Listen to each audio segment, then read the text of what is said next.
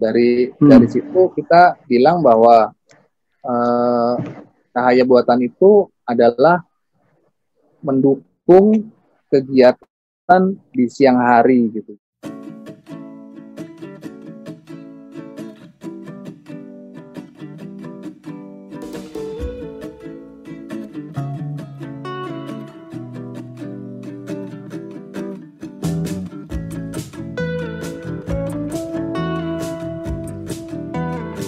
Saya mohon izin ke Pak Danang, saya akan bacakan sedikit biografi dari Pak Danang. Saya akan bacakan sedikit biografi beliau. Beliau sebagai arsitektur lighting consultant dari Pavilion 95. Lalu beliau menempuh pendidikan formal di S1 Teknik Arsitektur Universitas Indonesia. Lalu S2 di Master Lighting Design di HS Wisma Jerman. Lalu untuk proyek-proyek yang sudah banyak beliau kerjakan, ada renovasi Masjid Istiqlal di tahun 2019, kemudian ada pencahayaan kompleks DPR RI Kalibata, lalu kemudian interior ruang cendikia Jakob Utama, lalu ada interior ruang Mood Court FHUI, lalu interior kantor Jasindo Malang, dan masih banyak yang lainnya. Jadi sudah cukup banyak pengalaman beliau di dunia lighting consultant dan lighting designer ini. Baik, dan kita akan sapa Pak Danang. Selamat siang, Bapak. Halo. Selamat siang, menjelang sore ya. Boleh dijelasin sedikit nggak sih, Pak, apa itu lighting designer, kemudian fungsinya seperti apa gitu, Pak? Oke. Ya, lighting designer itu sebenarnya sifatnya adalah membantu rekan-rekan dari arsitek, interior design, landscaper gitu ya, untuk mewujudkan impiannya, desain mereka ya. Karena bagaimanapun juga misalnya arsitek gitu ya, bangunannya perlu diberikan pencahayaan yang baik pada saat malam hari gitu ya. Jadi nggak seperti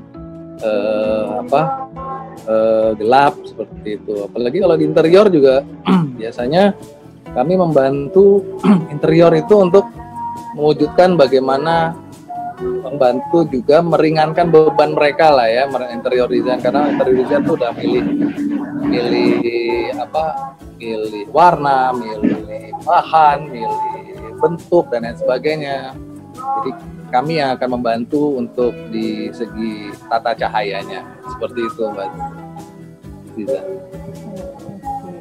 Baik, dan kira-kira kan banyak nih ketika suatu proyek ada, apakah itu harus ditentukan lighting consultant kah, atau menunggu bangunan itu jadi dulu, Pak, baru ditentukan lighting consultant atau lighting designer, Pak? Ya, paling bagus sih kita terlibat dari awal ya, karena kita juga akan memberikan masukan ke arsitek gitu, bagaimana cara meletakkannya, dan juga yang paling penting adalah bagaimana kita memaintain lampu tersebut di masa depan gitu, karena nggak mungkin ada lampu yang forever nyala gitu ya, kecuali matahari gitu ya, nggak ada. Dan juga nggak ada lampu yang menyala tanpa kabel. Nah itu dia. Nah, itu juga penting tuh, kabelnya lewat mana gitu, itu juga harus dirumuskan bareng-bareng gitu loh, supaya jangan sampai kalau si lampu itu dibiarkan kabelnya ngelewer kemana-mana gitu, sayang banget gitu ya, seperti itu.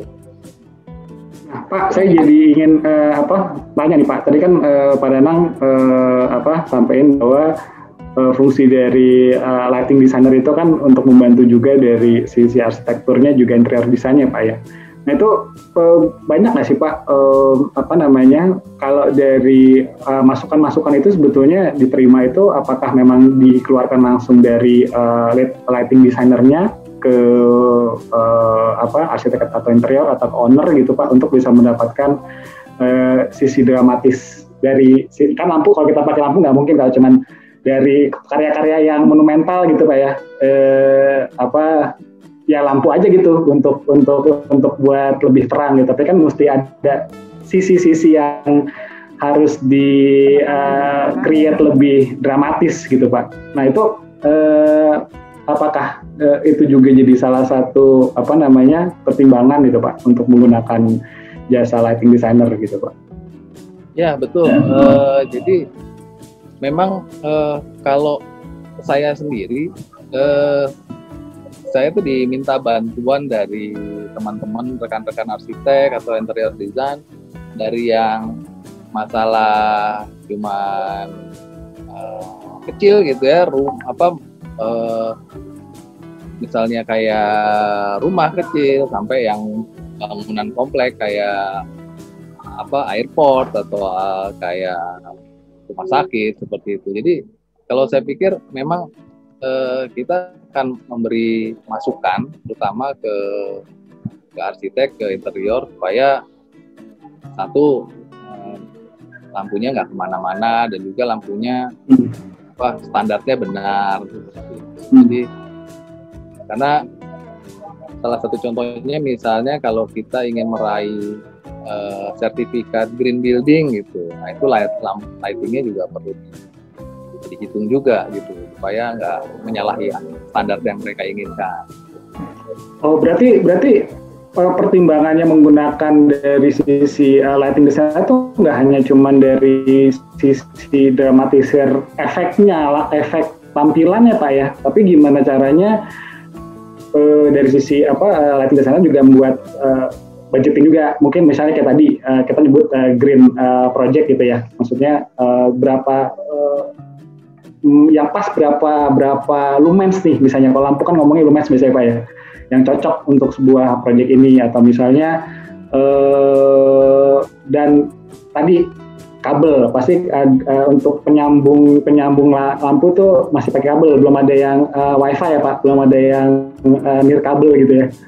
Nah untuk penempatan untuk biar rapi itu dari sisi lighting designer juga itu juga sangat membantu berarti dong Pak untuk istilahnya mendesain itu juga berarti gitu Pak.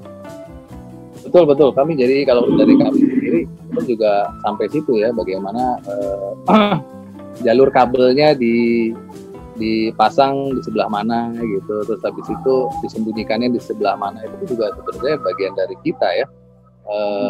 Tidak hanya cuma ngetik-ngetikin ya, terus habis itu kadang-kadang tidak cuma ngetik-ngetikin, betul Pak.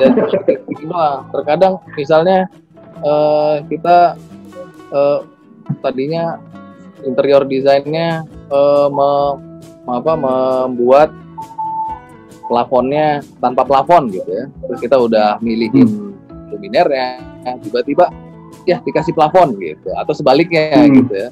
Jadi terkadang kan namanya perancangan itu kan ada dinamikanya, apalagi udah di lapangan gitu ya.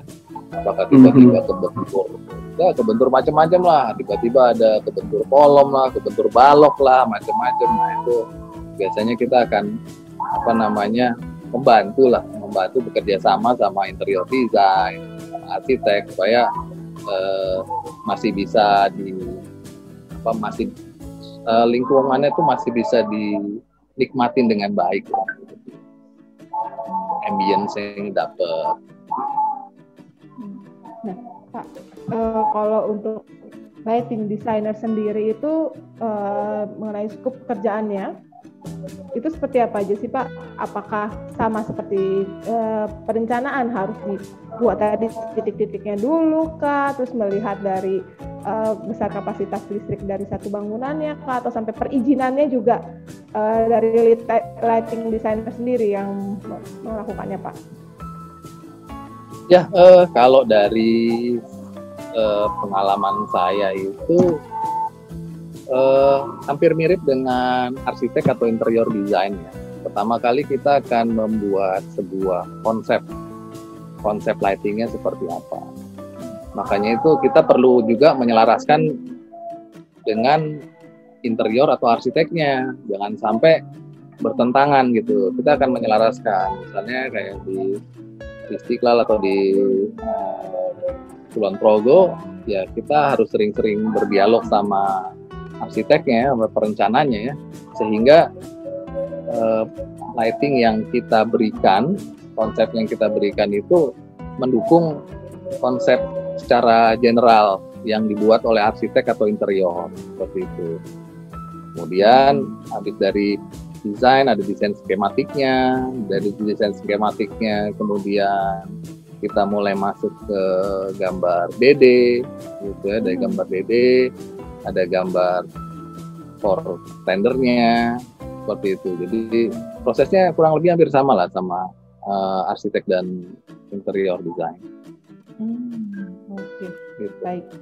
baik. Mungkin Pak Danang tadi saya sudah terima materi yang mau kita share ya Pak ya. Oh boleh. Sebenarnya lampu itu apa sih? Apa itu cahaya? Kalau kita bilang bahwa cahaya itu adalah sesuatu yang membuat kita hidup ya.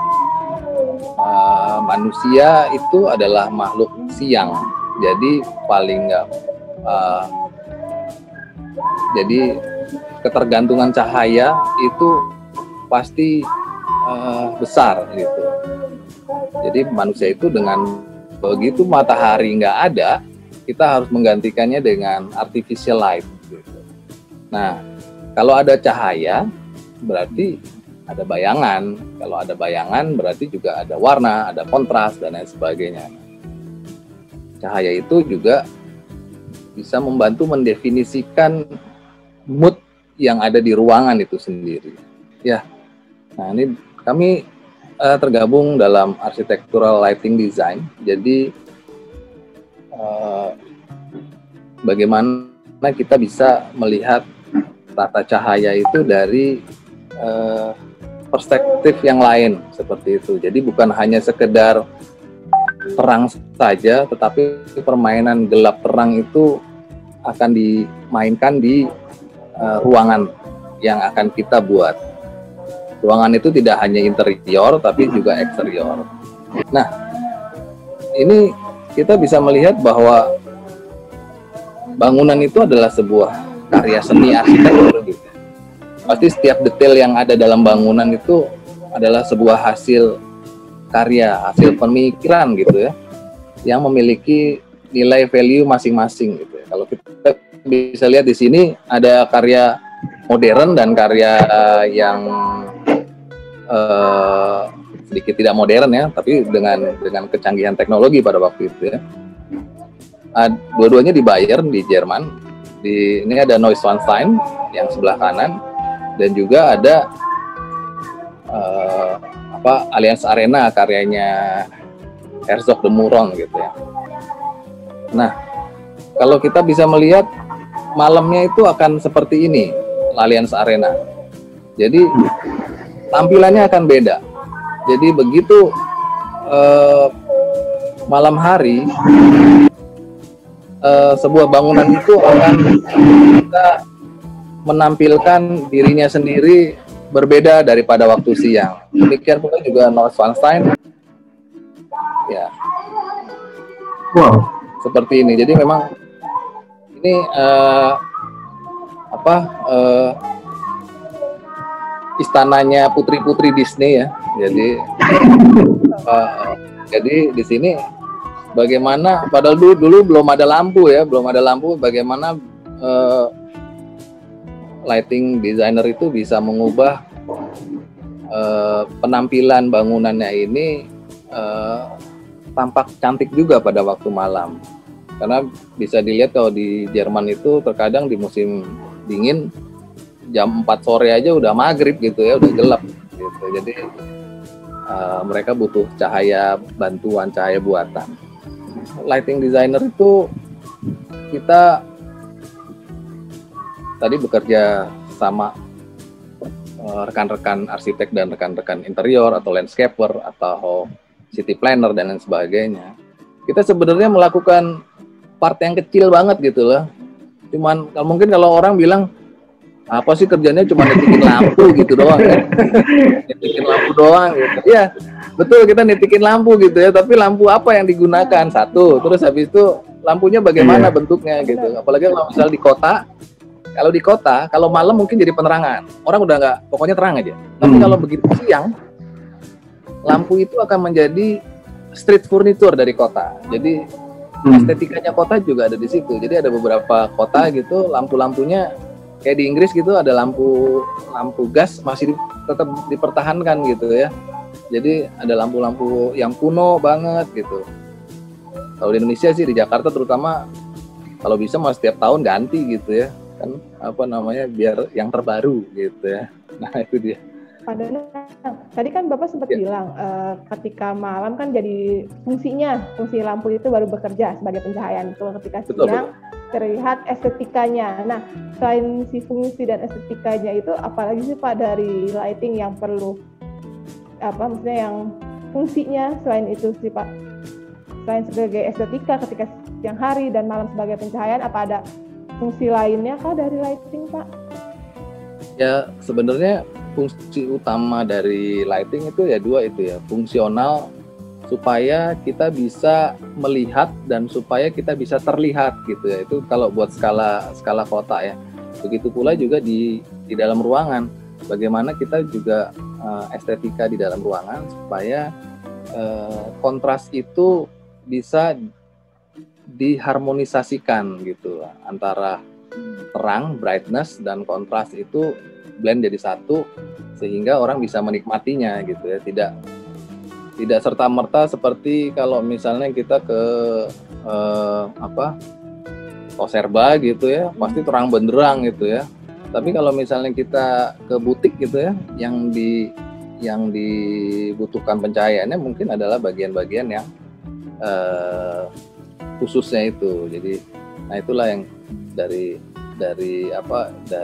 lighting itu bisa dimanfaatkan estetiknya atau juga fungsionalnya. Kalau di luar itu saya rasa ya estetik dan kekuatannya ya sama kayak di arsitek ya, kekuatan, fungsi dan juga estetik.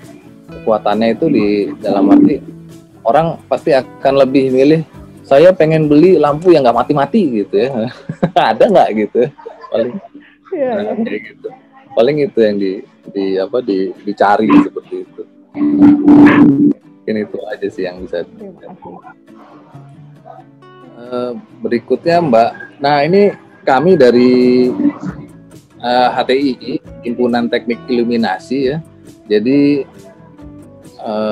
kita udah ada perkumpulannya. Nanti kalau misalnya join bisa dicari di sini.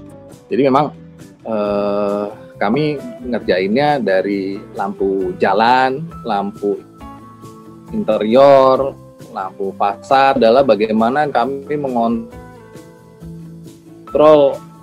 terang gelapnya videotron di jalanan. Nah itu yang kita pengen kerjakan, bekerja sama Dinas Perhubungan dan DKI ya, supaya yang nyetir itu nggak silau gitu ya. Kadang-kadang brightnya kencang banget gitu, apalagi yang ditaruhnya videotronnya di perapatan lampu merah. Nah itu yang membuat silau. Betul, itu yang ya kita sedang propose untuk membuat undang-undangnya lah. Oke, berikutnya mungkin udah masuk ini ya Mbak Caca. Nah, ya saya akan bukan menjelaskan ya, kayak bukan ngajarin ya, tapi saya cuma mau berbagi kali ya. Iya, berbagi bahwa di sini kita terkadang tidak melulu bangunan baru, tapi juga bangunan yang lama juga bisa diperbaharui dengan lighting. Tapi kami juga, saya sendiri ingin berbagi bagaimana sih kita ngedesain di saat bangunan baru dengan bangunan lama. Ini bangunan baru di Kulon Progo. Ya, kami bermula pasti dengan desain konsep ya.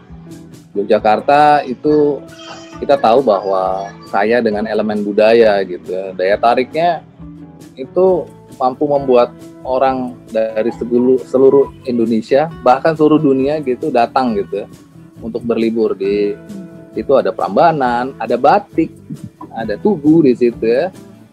Nah, jadi Yogyakarta tuh sebagai mercusuar. Nah ini adalah konsep-konsep ini yang kita harus pahami dulu nanti supaya kita bisa selaras mendesain bangunan yang akan kita light up seperti itu. Jadi memang pertama adalah dari batik. Batiknya yang dipilih ada kawung gitu. Kawung adalah esensinya adalah makna persatuan dan keragaman. Kemudian di situ juga mewakili budaya Indonesia dengan Kebhinneka Tunggalan Ika itu kita gitu. Jadi itu kenapalah dipilih kawung sebagai konsep besar dari Bandara Kulon Progo ini. Dari sini dari tata cahaya mungkin kita bisa melihat bahwa bagaimana kita bisa memberikan tata cahaya yang dapat memberikan pengalaman yang signifikan gitu ya, bagaimana yang kesan pertama tiada terlupa seperti itu ya. Jadi bagaimana pasti tata cahayanya, baik itu untuk penumpangnya, baik itu untuk pilotnya gitu ya. Jadi pencahayaan itu adalah sebuah satu kesatuan menyambut tamu airport gitu loh, karena airport itu adalah sebuah gerbang untuk menuju suatu wilayah gitu loh. Gerbang bukan hanya gapura doang ya, tapi airport itu adalah sebuah gerbang gitu. Jadi kita harus bikin pencahayaan di dalamnya itu mendukung apa yang sudah dikonsepkan oleh arsitek. Nah, ini adalah permasalahannya tentang siapa sih pemiliknya di Jogja gitu. Kita tahu ada Hamengkubuwono, ada Pakualam, ada ini. Nah, di situ ada beberapa kerajaan sebenarnya di situ ya. Meskipun tidak berwujud kerajaan ya, kita juga melihat bahwa di Indonesia dulu terdiri dari raja-raja kecil gitu ya. Nah, dari sini kita juga harus bisa mengetahui apa sih warna-warnanya gitu. Warna Jogja itu adalah merah kuning, sedangkan warna Pakualaman itu warnanya hijau dan kuning.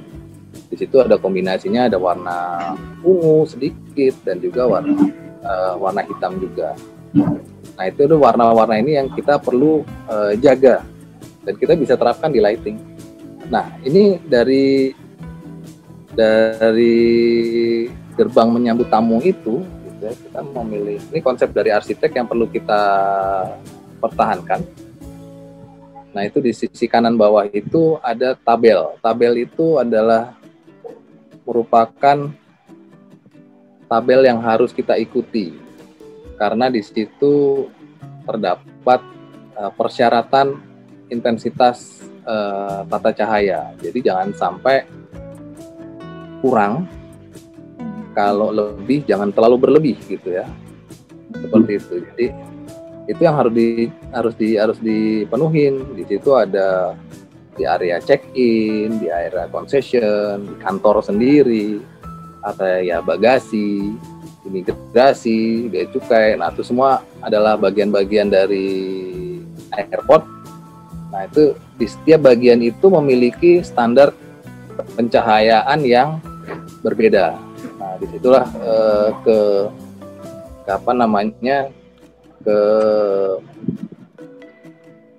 kemampuan kita ditantang untuk bagaimana membuat cahaya itu bisa serasi satu ruang dengan ruang yang lainnya. Maaf, agak sedikit tanya Pak. Ini kalau yang di tabel sebelah kanan ini Pak, intensitas penyinaran Pak, itu kan ada angka-angkanya itu Pak. Itu angka 100 atau 150 lux, itu maksudnya apa ya Pak? Oke, jadi begini, cahaya itu bisa diukur gitu ya. Cahaya itu bisa diukur. Jadi setiap sumber cahaya itu mengeluarkan cahaya yang kita sebut lumen. Jadi satuannya lumen. Jadi begitu cahaya itu mengenai bidang, itu kita akan mengukur lumennya berapa lumen per meter persegi gitu. 1 meter persegi ada berapa lumen. Nah, itu namanya lux. Jadi misalnya ruang belajar sama ruang koridor atau ruang bekerja itu sama ruang koridor akan beda. Jadi kita nggak perlu menyamakan ruang koridor sama terangnya dengan ruang bekerja gitu ya. Misalnya bidang kerja gitu ya misalnya atau kita tidak bisa menyamakan koridor dengan misalnya area imigrasi gitu ya. Imigrasi itu atau bea cukai itu biasanya terang banget gitu karena di situ terjadi pemeriksaan di situ. Jadi terangnya harus cukup gitu. Kurang lebih seperti 250 atau 300 lux lah di situ. Dibandingin beda dengan kalau misalnya cuma koridor biasa gitu cuma 100. Nah, berarti si pemberi project itu juga bisa meminta saran dari arsitek dari desainer lighting ya dong Pak ya? Oh bukan, ini angka-angka ini itu dikeluarkan dari peraturan menteri. Menteri pesawat ini di sini ada tentang bagaimana bandara itu tata cahayanya seperti ini. Nah ini juga ada mengacunya dari dari beberapa standar internasional dan juga standar nasional Indonesia tentang gelap terangnya cahaya di suatu ruang gitu. Jadi, diperlukan gitu.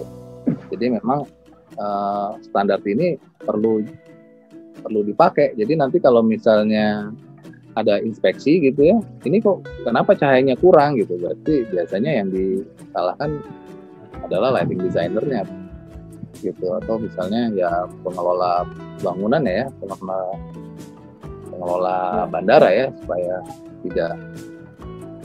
kenapa tidak sesuai dengan peraturan gitu. Ini karena ini udah peraturan menteri.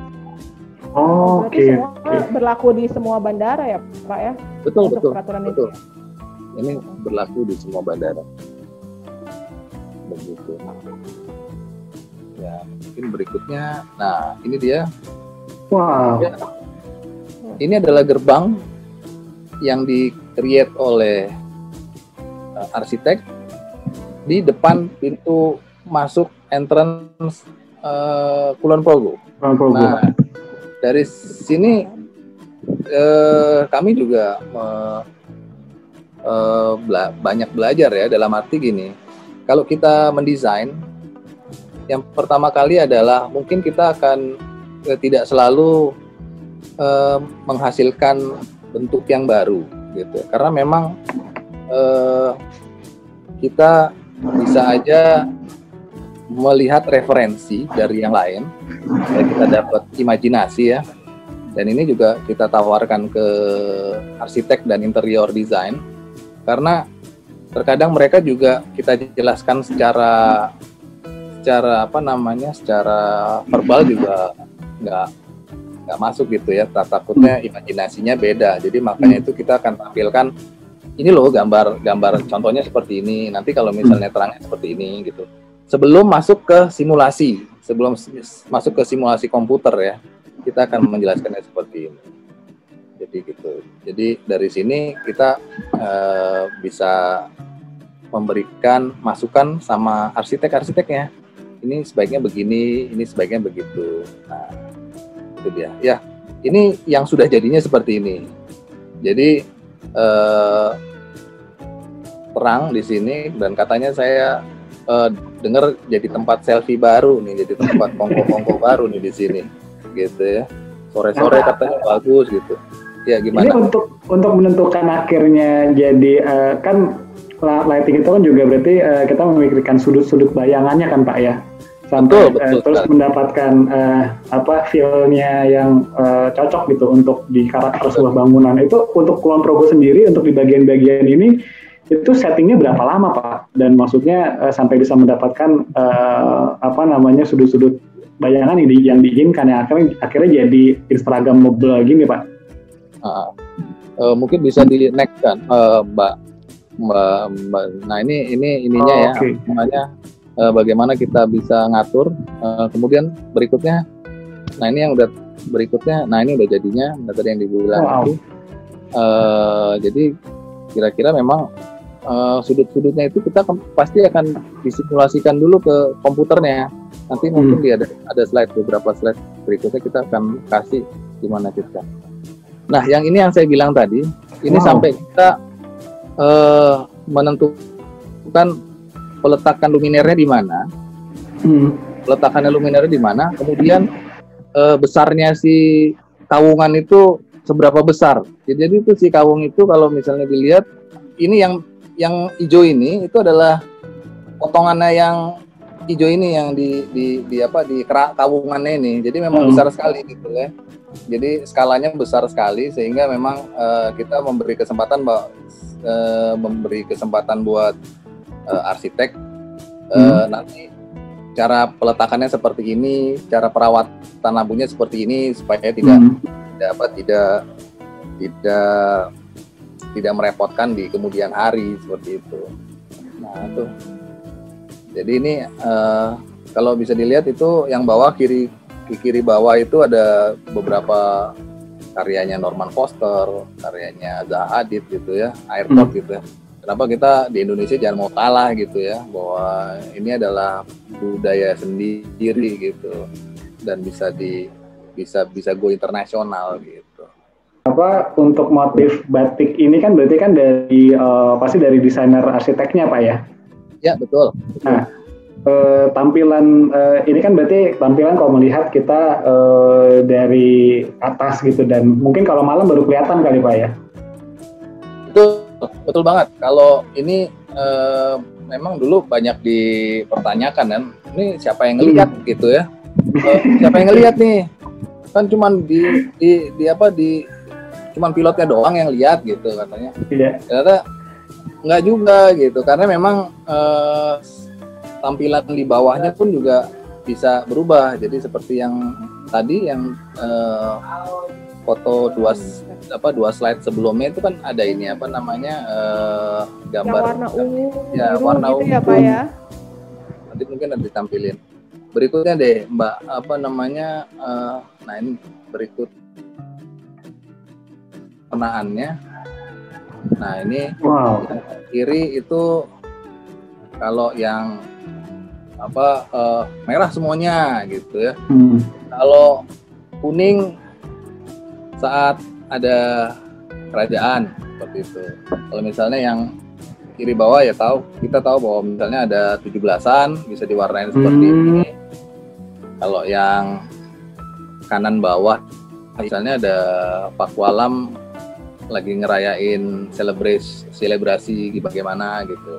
Untuk pengaplikasiannya pakai lampunya yang tipe apa nih Pak? Maksudnya ya sekarang kan ada yang pakai kayak strip gitu atau misalnya kayak lampu LED. Ini semuanya pakai LED LED linear. LED linear tuh berarti dia memanjang gitu ya. Dan RGB dan dikontrol DMX gitu.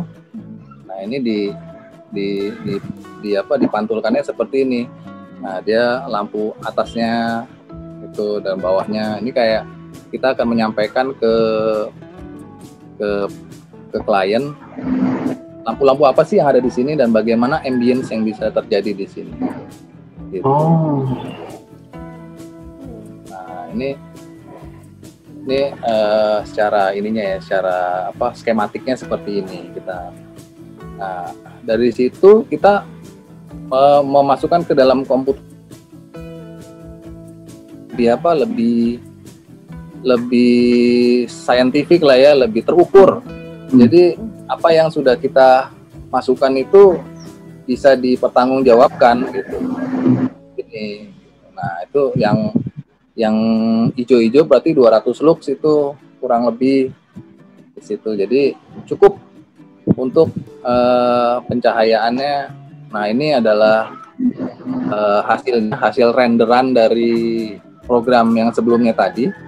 Simulasi itu 27.000 meter.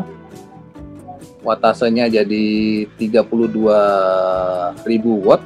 Jadi per meter perseginya kecil banget, 1,2 watt per meter persegi gitu. Dan ini udah masuk banget buat dijadikan sebagai green building ya. Kalau green building buat pencahayaannya itu harus di bawah 8 watt per meter persegi. Jauh berarti ya Pak? Jauh. Jadi memang sekarang penggunaan LED sangat menekan ini. Nah, ini hasil foto-fotonya pas sudah jadi. Jadi di sini kita masih menggunakan general lighting di beberapa titik karena kita tidak mau bertaburan bintang gitu di sini ya. Jadi kalau bertaburan bintang nanti pasti salah satu pasti kalau mati satu, harus naik satu. Karena tingginya ini sekitar 14 meter. 14 meter ke atas. Jadi harus pakai boom lift itu loh. Nah, lift itu harus di maintain supaya tidak merusak lantainya kalau misalnya dipakai. Makanya itu tidak mungkin berkurang. Ini adalah toilet. Nah, kenapa saya selalu bilang bahwa ke klien saya, kalau misalnya saya bikin hotel atau bikin bagian ini, saya bilang toilet itu harus ada pencahayaannya sendiri dan dihitung dengan baik. Kenapa? Karena toilet yang baik itu mencerminkan yang punya sebenarnya, gitu.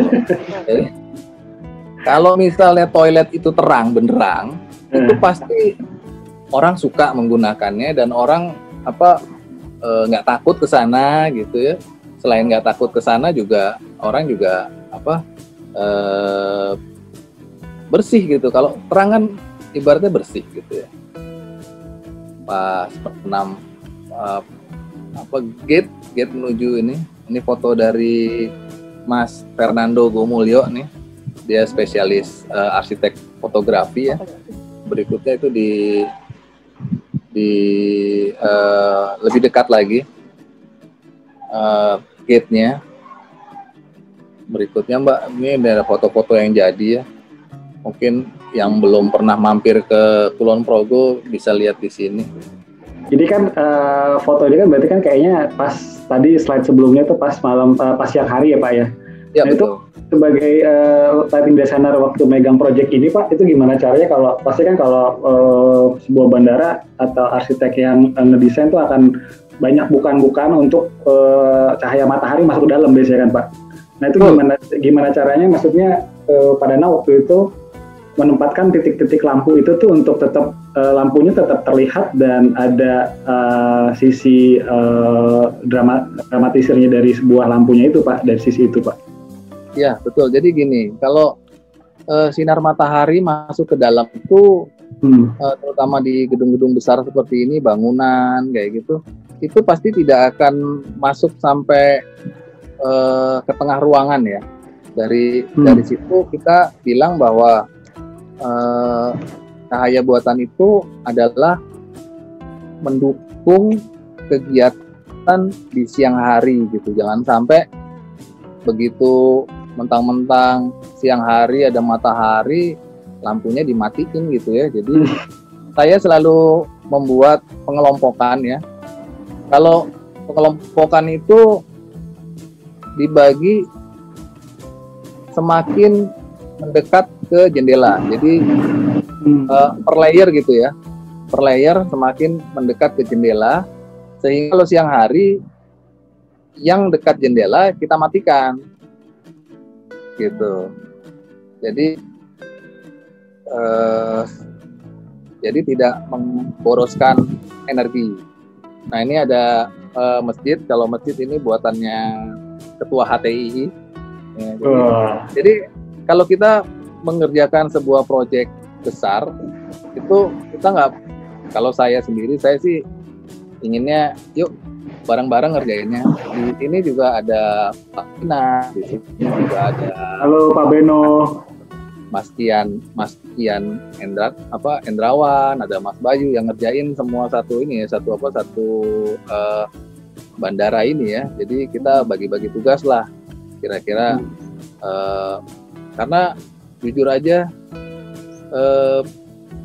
terkadang proses pengerjaannya itu butuhnya cepat, dan yang namanya lighting itu biasanya dibelakangkan, dianaktirikan gitu ya. Tadi yang saya bilang itu kita small part gitu ya, tapi apa namanya big effect gitu ya, big impact gitu ya. Wah, ya, tapi kita masih sering deh di belakangkan gitu ya, dianaktirikan gitu ya, nggak apa-apalah gitu ya. Makanya itu saya undang-undang teman-teman gitu ya buat ngerjain, yuk ngerjain bareng yuk gitu ya. Ya apa namanya ya di Masjid Istiqlal ini adalah apa saya juga berdua dengan Pak Abdi Hasan, lighting designer senior. Saya banyak belajar dari Pak Abdi Hasan tentang bagaimana menangani bangunan ini Masjid Istiqlal. Memang kita dari awal selalu kalau jika dapat proyek itu akan mencari tahu bangunannya apa sih gitu.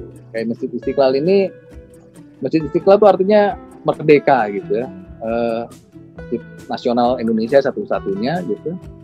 Jadi kita harus cari konsep awalnya dari awal berdiri, bagaimana lokasinya, bagaimana siapa desainernya, siapa ininya, kemudian konsepnya bagaimana gitu. Kita juga harus tahu dari awal gitu, sehingga seperti tadi di Kulon Progo kita juga tidak menyalahi atau tidak menyimpang dengan konsep awalnya.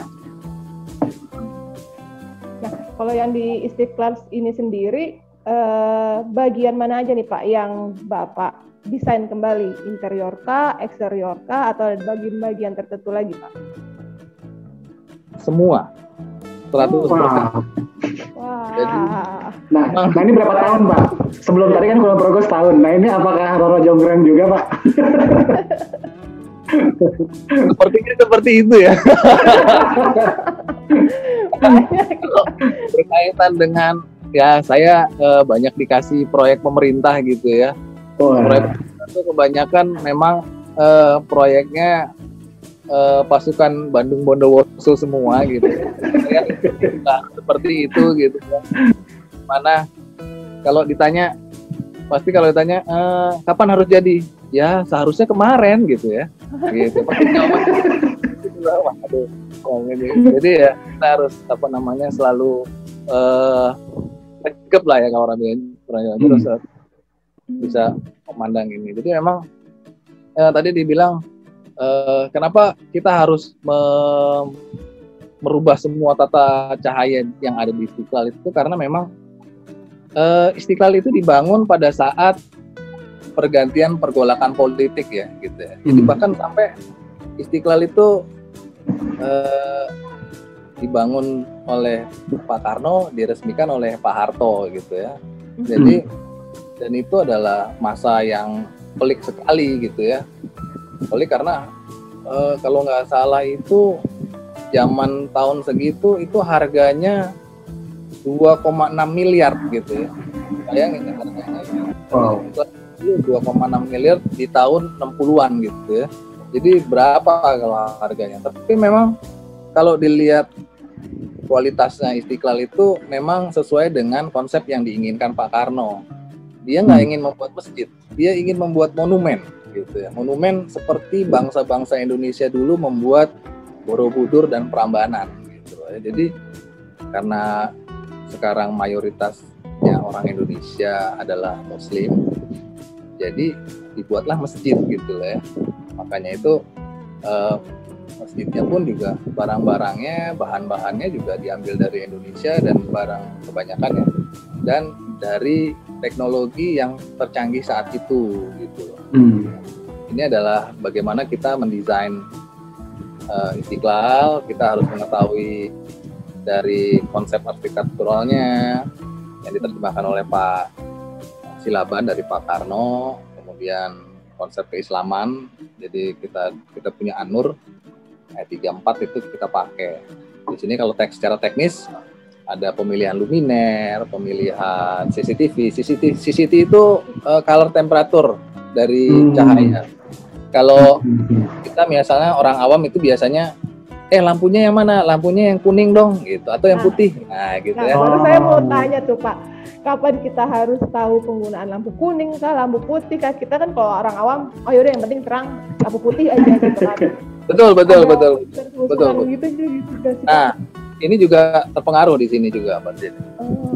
Lampu yang kekuningan itu kita nyebutnya warm white gitu. Itu biasanya dipakai untuk ruangan-ruangan yang cozy gitu ya, ruangan-ruangan yang tenang gitu ya. Sedangkan yang putih itu ruangnya lebih energik gitu ya, buat beraktivitas gitu ya. Jangan sampai kebalik ya. Dari sini kami juga memilih bagaimana sudut pencahayaannya, bagaimana wattage-nya, bagaimana bentuk luminernya seperti itu. Nah itu kita padukan lah makanya itu ini saling berkaitan. Kita saling bolak-balik antara konsep dengan yang akan diterapkan seperti itu. Nah ini juga bahwa konsep awalnya kita bahwa An-Nur itu adalah salah satu nama Allah dari Asmaul Husna. Nah cahaya langit dan bumi itu maksudnya adalah berarti sumber cahayanya itu harus kita naikkan semua ke atap gitu ya, ke plafon. Yang tadinya lampu jalan itu pasti harus hilang gitu ya. Jadi harus kita naikkan. Pertama kali saya juga sanksi gitu ya, karena ini nanti gimana ya gitu ya. Terus habis itu saya sama Pak Abdi juga mengusulkan pertama kali itu adalah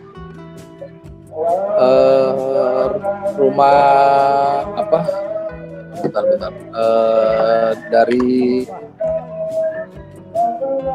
dari manajemen Istiqlal itu harus dirubah dari konsepnya cuman dikelola sama marbot, harus dikelola sama manajemen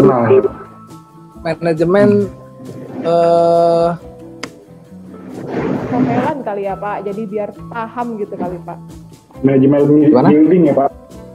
Iya, manajemen perhotelan gitu ya. Betul. Jadi memang harus diganti gitu loh. Meskipun ini adalah sebuah masjid, tapi memang bentuk kan masjid negara ya. Jadi harus bisa bangunannya juga bangunan yang megah seperti itu. Jangan diperlakukan kayak musola gitu ya. Seperti itu. Jadi harus punya manajemen sendiri. Jadi kami tuh waktu itu juga bilang sama pengurusnya, dan kebetulan pengurus yang baru adalah teman sendiri gitu ya, Pak Temi gitu, bilang bahwa Istiqlal harus punya alat untuk memaintain semua lampu yang berjumlah 3.500 itu di atas.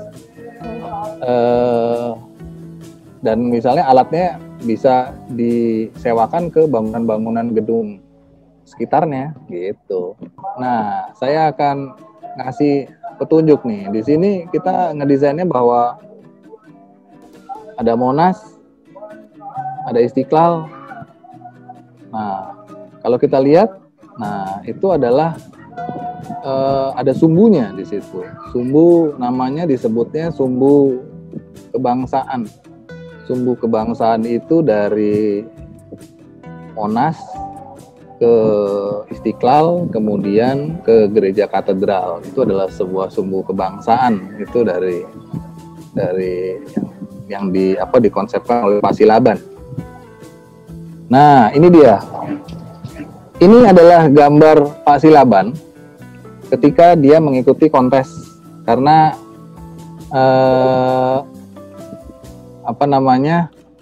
si Istiqlal ini disayembarakan, sama seperti saat ini kita menyayembarakan IKN gitu ya, ibu kota Istana Presidennya juga disayembarakan kan, meskipun sembunyi-sembunyi ya, tapi tetap disayembarakan. Gitu. Nggak kebayang tuh sayembaranya kayak gimana waktu itu ya Pak. Oh ya betul, ini zaman dulu lagi ya.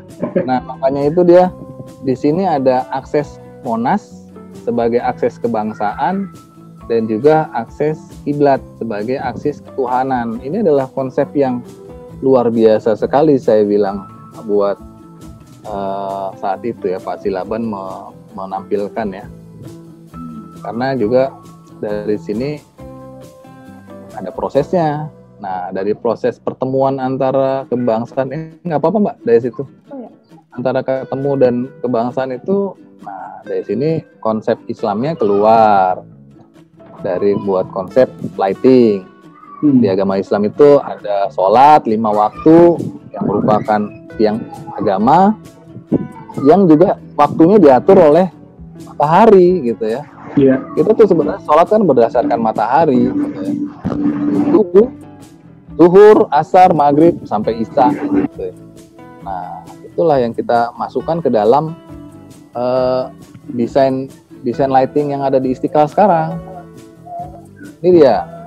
Ini kita masukkan konsep dynamic white namanya. Dynamic white itu adalah bagaimana matahari itu sebenarnya nggak putih loh. Matahari itu dari kalau pagi banget kalau kita bisa lihat kadang-kadang merah gitu pas. Sama seperti pas tenggelamnya merah. Terus menguning, habis itu memutih gitu ya.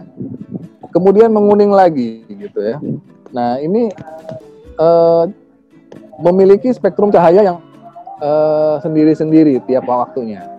Dan juga dapat mempengaruhi metabolisme manusia. Makanya itu saya kalau misalnya melihat bangunan arsitek gitu ya, sebenarnya bangunan arsitek itu yang paling sehat adalah yang bisa memasukkan matahari secara proporsional, jadi tidak berlebih juga tidak kekurangan, butuh matahari. Nah, ini dia, ini bangunannya. Jadi kita disuguhkan ke ruang penerimaan, ya di ruang penerimaan itu nomor 2 itu luxnya segitu ya. Tapi kita bisa lihat ini dynamic white di sini dengan konsep yang tadi, yang warnanya berubah-ubah sepanjang hari. Satu hari itu berubah. Nah, kemudian orang yang biasanya pertama kali masuk Istiqlal itu biasanya langsung masuk nyelonong terus ke atas gitu ya, lurus gitu ya ke atas gitu ya. Padahal tuh ini apa namanya ke Monas gitu ya. Kadang-kadang ada juga yang langsung sholat itu ngadepnya Monas tuh, harus kita arahkan. Jadi yang di sebelah kanan, jadi kita harus belok ke kanan dari ruang penerimaan ini. Ruang penerimaan ini kita ke kanan. Nah di kanan ini luxnya lebih terang. Jadi kalau kita ngelihat yang nomor 3 itu kan lebih kecil. Jadi orang juga pasti akan mikir-mikir, kok lebih gelap ya? Kok lebih gelap ya? Jadi dia nggak akan ke situ. Jadi dia akan belok ke kanan, gitu ya. Belok ke kanan. Nah ini kita sudah mengarah ke kiblat. Jadi kiblatnya itu benar-benar wow banget deh kalau misalnya.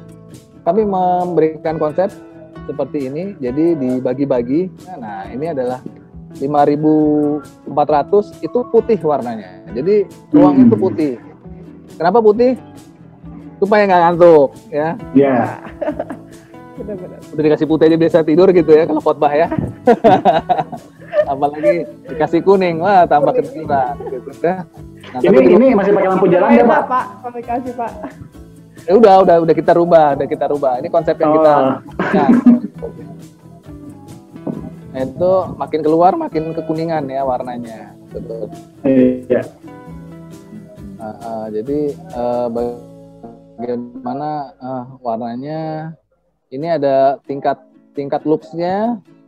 Jadi tadi semakin ke dalam itu luxnya semakin besar. Jadi orang akan memilih membaca Al-Quran atau lebih berinteraksi itu di bawah kubah ini. Gitu. Oh sebelum itu saya akan menggambarkan betapa besarnya Istiqlal. Ini antar lantai. Ini ada 5 lantai. Lantai 1.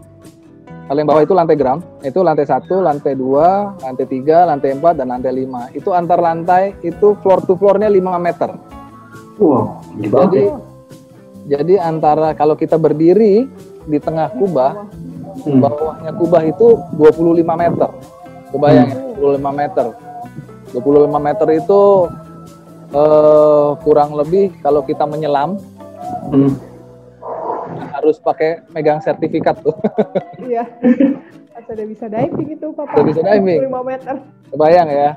Terus habis itu tingginya lagi ke atas, Pak Silaban itu memberikan simbol bahwa kubahnya itu berdiameter 45 meter. Diameternya 45. Berarti kalau diameternya 45, setengah bolanya 22,5. 22,5 ditambah 25 meter, ya hampir 50 meter sendiri kan ke atas. Begitu. Makanya itu dibilang masjid terbesar, besar banget memang. Besar banget. Kapasitas di sini kalau misalnya penuh itu adalah 20.000. Wow. Ya, ini adalah interior pas subuh. Jadi kalau bisa dilihat ini adalah ruang penerimaan yang ada kubah kecilnya. Kubah kecil itu di bawahnya ada ruang penerimaan, itu sekitar 3000 Kelvin ininya perubahannya. Berikutnya Mbak. Nah, itu akan berubah lagi pada saat zuhur jadi 5000. Kemudian akan berubah lagi 4000 di asar. Kemudian di maghrib turun drop jadi 2500, benar-benar kuning gitu ya. Kemudian pas isya akan naik lagi ke 2700 ke 3000 gitu ya. Jadi orang akan di sini kita nyebutnya konsepnya ya ini adalah metamorfosis dari matahari itu sendiri di bawah sini gitu. Jadi emang di sini adalah kiblatnya seorang muslim ke arah kiblat. Jadi tanpa aling-aling di atas, tanpa awan, tanpa atap gitu ya. Jadi bermandikan langsung cahaya matahari, sesekali dinaungi awan gitu ya. Dan ini pengalaman ini yang akan kita masukkan ke Istiqlal gitu loh. Berikutnya Mbak, jadi di Istiqlal itu bagaimana kita bisa merasakan sholat ya di luar ruangan tanpa kepanasan, tapi dengan suasana luar gitu lah. Ada perubahan matahari gitu ya, tiba-tiba agak gelap dikit gitu terus terang lagi gitu ya. Yang akan ditampilkan di sini gitu. Makanya itu penampilannya beda. Nah, ini pas saat konstruksi itu lampu-lampunya. Nah, ini kebayang ya, saya bilang nih yang pendek itu. Ini di kubah utama ya, Pak? Betul, itu di kubah utama yang kanan. Yang di kiri itu di lantai 5-nya, di lantai 5. Lantai 5. Jadi kami bagaimana bisa supaya tercover semua lah ya. Jadi ini garis-garis ini nanti bisa berubah, bukan putih doang. Putih itu karena perpaduan antara red, green, blue gitu ya. Karena kami menyebutnya bahwa Allah itu pemilik segala warna gitu loh. Jadi semua warna harus ada di sini. Dan kalau disatukan akan menjadi warnanya putih seperti itu. Jadi kebayang kalau misalnya mau memasang itu harus pakai stagger kayak begini. Ya, jadi kita masangnya juga harus double gini supaya nggak jatuh. Jadi menaranya harus 2. Ya, jadi memang penggunaan LED ini yang bisa membuat jutaan warna ini kita bikin subtle ya. Kalau bisa dilihat yang kanan itu lampunya bukan mati tuh. Salah satu garis tuh lampunya bukan mati, tapi memang lagi bergerak gitu. Lampunya. Kalau misalnya dilihat yang di tengah juga kok nggak ini ya, nggak terangnya nggak bareng. Memang terangnya disengaja nggak bareng gitu ya. Maka kita membuat bahwa terangnya bergelombang gitu ya, kayak awan gitu ya. Kayak misalnya matahari kena awan kan berarti meredup gitu ya. Iya, ada yang terang, ada yang kurang terang. Betul, gitu. Ya betul. Nah ini lagi dari putih, nanti ini lagi di setting bagaimana bisa berubah lama-lama jadi kuning. Wow. Gitu. Jadi memang dulu sempat heboh ya, gara-gara kita lagi commissioning, lagi ngetes gitu, dibilang Istiqlal disco gitu ya. Lagi ngetes. Gitu ya.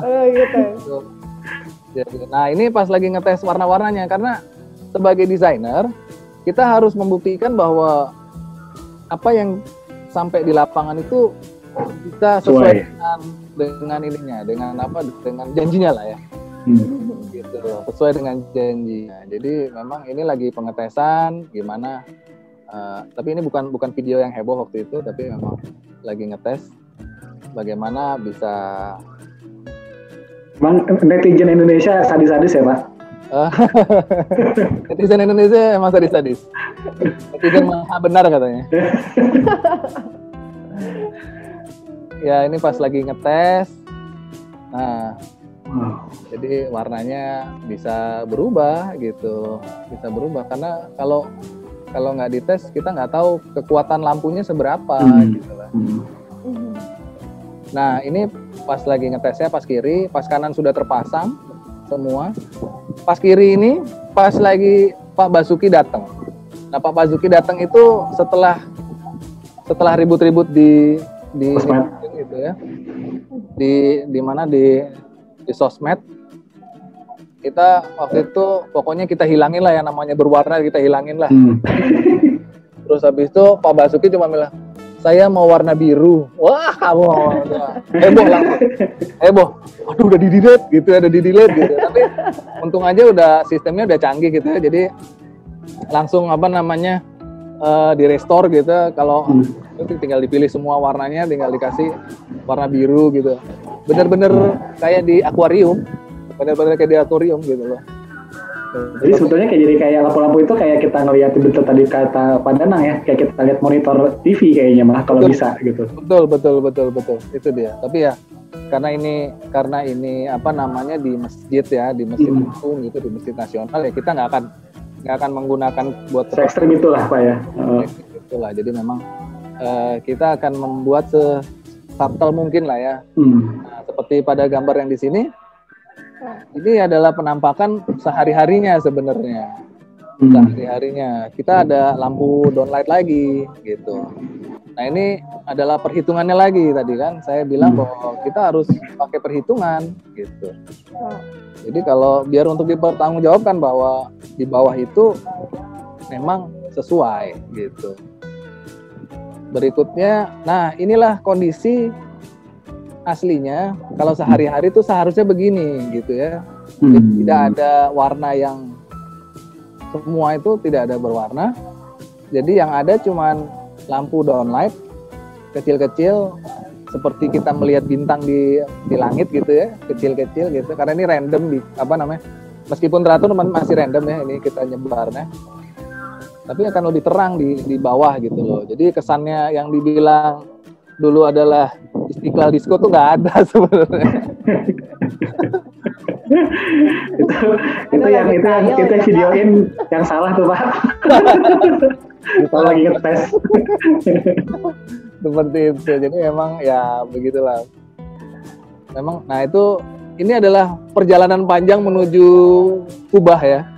Jadi saya bilang kenapa perjalanan panjang, kita harus lewat ke atas dulu, ke atap.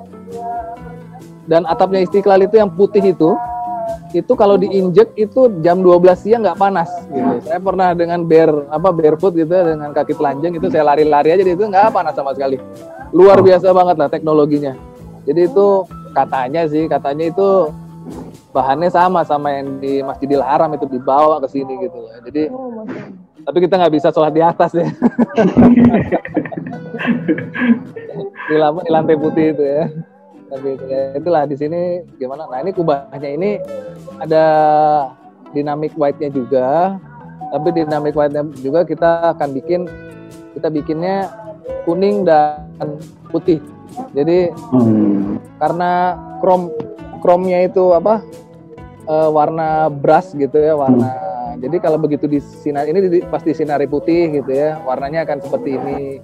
Kalau nanti akan kuning, warnanya akan beda lagi. Karena kita program setiap hari berubah warna, kuning, putih, kuning, putih, kuning, putih gitu. Biar orang yang kesana itu, tadi kuning, ya, enggak kemarin warnanya putih gitu lah, kita lagi, gitu. Ke mesin lagi gitu. Seperti itu. Nah ini before afternya, ini before-nya yang masih pakai lampu jalan tuh kita bisa lihat, Iya, betul. pakai lampu jalan, itunya kuning semua. Nah ini udah warna kuningnya tapi lebih soft yang di atas yang di bawah ya. Nah ini warnanya sudah, nah itu berjalan tuh, lagi jalan ininya apa namanya, awannya lagi jalan, lampunya lagi jalan. Seperti itu. Nah ini tampak dulu sebelum ininya. Nah Clean ini ya Pak, ya Pak. lebih clean gitu ya, lebih kalem lah ya. Ini juga, ini kan zaman dulu seperti ini ya, masih ada besar banget. Ini juga sebelumnya, nah berikutnya lebih pure lagi, lebih menampilkan Istiqlal sebenarnya apa adanya. Pilarnya jadi lebih terlihat dramatis ya Pak di sini. Betul. Kita akan membuat lebih dramatis lagi di sini. Nah ini yang tadinya ini juga dalamnya lampu TL, sebenarnya lampu TL yang ya cuman ditaruh demikian ya. Kalau nanti kita rubah, coba berikutnya Mbak Liza, nah kita lebih rata lah ya, nggak mengumpul lah, nggak ngumpul. Jadi semuanya kita ratakan. Ini kan ngumpul ya di beberapa spot, kita ratakan gitu. Tadi kan saya bilang bahwa kita ngedesain tidak hanya dalam tapi luar juga. Kita membuat 2 layer. 2 layer tuh kita tampilkan kerawangnya, karena Istiqlal punya kerawangan yang bagus banget gitu ya. Kita melihat di sini bukan banyaknya kolom, tapi kita melihatnya ini adalah sebuah dinding besar gitu loh, kayak di Yerusalem itulah tembok ratapan gitu ya, gede banget gitu. Tapi ini temboknya ada lubang-lubangnya gitu loh, ada lubang-lubangnya gitu loh. Jadi makanya itu kita bikin temboknya mempunyai warna sendiri dan depannya juga punya warna sendiri gitu. Jadi kita dobelin warnanya supaya nggak perlu nyala bareng-bareng lah gitu loh. Gitu. Jadi ada kesannya yang bisa ditimbulkan, membuat apa namanya Istiqlal lebih elegan seperti itu. Berikutnya Mbak Ziza, nah ini tampaknya kalau gelap, nah ini kurang lebih seperti inilah yang kita pengen tampilkan. Ini pas commissioning juga, jadi bisa hijau gitu ya, bisa biru gitu. Yang jelas warnanya akan seragam, jadi nggak warna-warni ceplok-ceplok gitu ya. Kalau biru semua gitu ya, kalau merah semua gitu ya. Sehingga kesannya di sini bahwa ada pergantian warna itu bisa mengartikan bahwa ya semua warna itu milik Allah gitu ya. Jadi dan ditaruh di atas gitu. Nah ini pas saat 17 Agustus kemarin merah putih ditampilkan merah dan putih seperti itu. Wow. Tadi kan Bapak ngomong mengikuti 5 waktu kita sholat gitu kan. Betul. Subuh, zuhur, asar, maghrib, isya gitu. Nah untuk penentuan lampu-lampu yang lain itu kayak tadi yang dikubah itu yang menentukan siapa Pak? Apa memang sudah pada setting dari awal gitu, sarannya harusnya bagusnya seperti ini, atau ada masukan dari Pemda gitu Pak, atau dari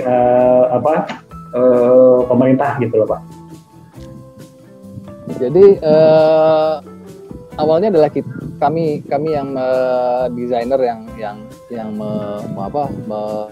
memberikan pengarahan ya, bahwa nanti akan bergerak setiap harinya gitu ya, karena memang di sini lightingnya kan udah teknologinya udah paling baru lah ya, paling baru sudah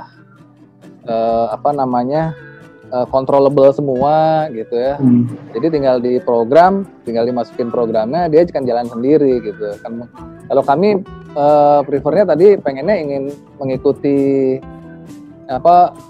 tiap hari tuh si bulan itu, si kubahnya itu akan muter tiap jam muter gitu ya. Tiap jam muter sehingga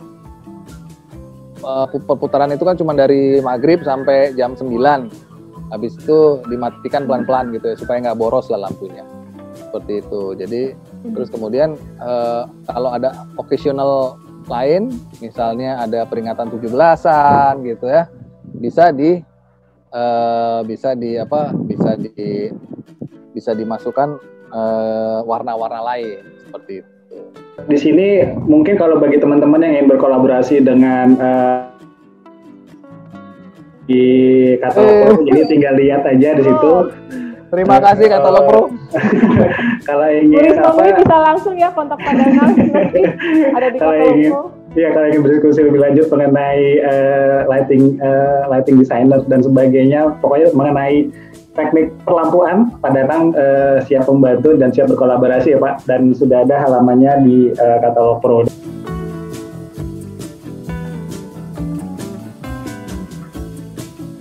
GoPro with Katalog Pro. Oke, terima kasih banyak Pak Danang. Terima kasih.